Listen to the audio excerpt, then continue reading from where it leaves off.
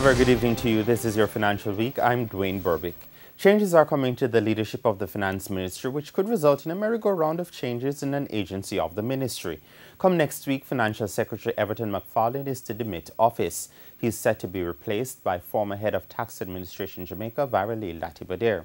Ms. Latibadair was removed from office as the head of Tax Administration in 2013 and lost her legal battle to be reinstated.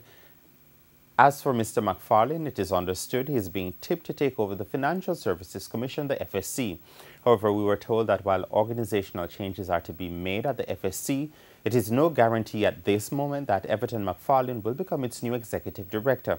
Janice Holness is currently the executive director of the FSC. The interim CEO of Supreme Ventures, James Morrison, says hundreds of millions of dollars in lottery winnings remain unclaimed and find its ways to the Betting, Gaming and Lotteries Commission, the BGLC.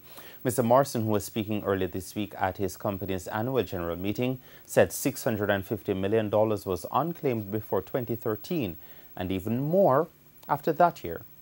Since 2013, the BGLC has retained the unclaimed prizes, and that amounts to, for between the period 2013 and 2016, $678 million.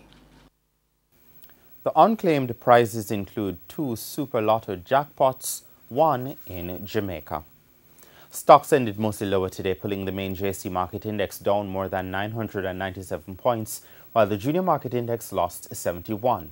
The winners of the day, they included Blue Power, Consolidated Bakeries, Main Event Entertainment, Pulse Investments, and the Scotia Group.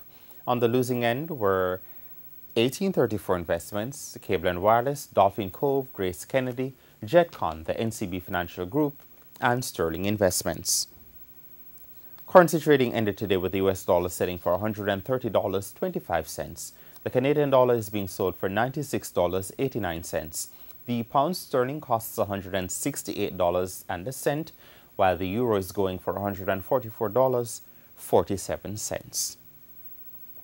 The price of oil rebounded on Friday. Oil for delivery in July gained 90 cents to settle at $49.80 a barrel. That was 1.7% lower than last week. And that's the Financial Week. I'm Dwayne Burbick. Good evening.